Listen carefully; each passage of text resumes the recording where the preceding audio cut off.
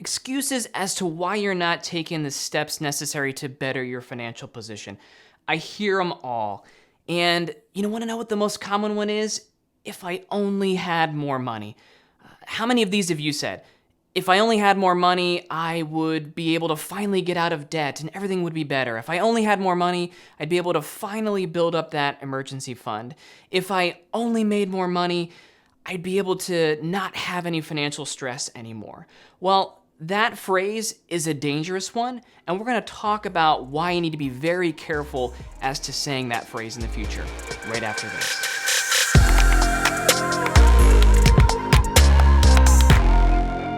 Hey there, I'm Adam Hagerman, your financial coach. And if you're saying things like, with my income, I shouldn't feel this stressed about money, then you're in the right place. This channel is all about helping you better understand your money so you can use it as a tool to help you achieve financial freedom. And today we're going to focus on that stress part and how having more money isn't necessarily the answer to your stress and your problems. Now, I'm not going to say that more money is bad. It isn't. More money is great. I wish everybody could have more money, but it's probably not the first answer to every problem because I have seen it happen way too many times, and it may have happened with you in the past as well, where 10 years ago, you might have said, if I only had more money, I could get out of debt finally. And here you are 10 years later, making double what you were 10 years ago and still in debt, if not more debt than you were 10 years ago. So you can see there very simply that more money wasn't the answer to your problem. So it continues to get worse. It compounds on itself in many cases. So what I recommend first, before kind of coming to that decision of, I need to make more money, you need to take a step back and evaluate your current financial position based off how you're currently spending your money and say, how can I make it work under what I'm making now? So that when you do start making more money, and I would encourage you to do that, you know what to do with it. Because that's the problem. Most people don't know what to do with that money once they start making more of it. And figuring out your current financial position is going to take time. And it's at this point, a lot of times, when I'll hear another "if I only" phrase, and that's "if I only had more time." And I'm sure you've said that before, right? So if I gave you a homework assignment to kind of go over your finances and look at your financial goals or evaluate how you're currently spending money, and I gave you a little bit of homework, you might come in a couple weeks later and go, I didn't get it done. If I only had more time, and you can kind of inject anything in there. If only I had more time, I'd be able to do this, or some other kind of excuse that kind of comes up. Well, I've got kids, or I've got this, or I've got that. Well, I know you've got time. You know you've got time. You just need to prioritize. And your finances need that priority. You have to understand that your money, your finances, it's something that's going to follow you for your entire lifetime. There are very few things in your life that do that kind of stretch from right now until you die. And your finances are one of those things, right? Hopefully your kids, if you have them, are not going to live in your house for the rest of your life. You're probably not going to have your job for the rest of your life. But a lot of times we focus on those things a lot more heavily than things that are going to affect us for our entire life. And your finances, again, are one of those things. So you need to take the time. You have to take the time to focus on your finances because they are that important. How you treat your money today is going to determine how that money is going to treat you later. So you have to treat it nicely. You got to take that time to get the information that you need to better understand your finances. And as I just said a little bit ago, you've got the time, right? You're on YouTube right now. How did you get here? How did you get to YouTube? Did you start off by watching some cat videos and somehow this ended up being a suggested video somewhere? Maybe you came here just for me, and if you did, I'm flattered. That's great. I appreciate that very, very much.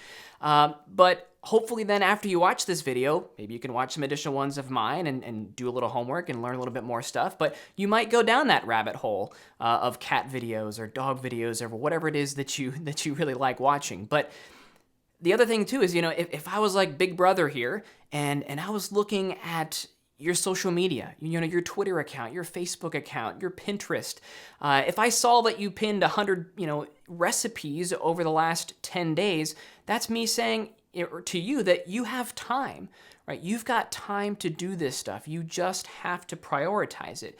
You need to say, it is time to sit down and work on my finances. And in the beginning, if you're kind of just starting out here going through some of this stuff, it's going to take more time than it's going to for the rest of your life. As you get better at this stuff, learn these things, understand your finances better, get your things in the right, moving in the right direction, in the right groove, you're going to spend less and less time on your finances, but find yourself in a much, much better position moving forward. And when you're ready to take that extra time and apply it to your finances and kind of putting yourself in a better position financially, I encourage you to check out my course, Budgeting for Budget Haters. You can actually find that on my website. It's part of my $10 per month membership. And that course will walk you through the first 3 steps of my 9 steps to financial freedom. So you're going to focus specifically on creating financial goals, better understanding your money, getting a good idea of what your current financial position is, and then creating that budget that you're going to stick with moving forward. So, some big 3 steps there for a lot of people, yourself included, that is in that Budgeting for Budget Haters class. And as I said, it's part of the $10 per month membership, and that $10 per month membership gets you a lot of other things as well, some other future courses, as well as kind of a monthly newsletter that I put out as well for members only. And it's just you supporting my channel here on YouTube as well.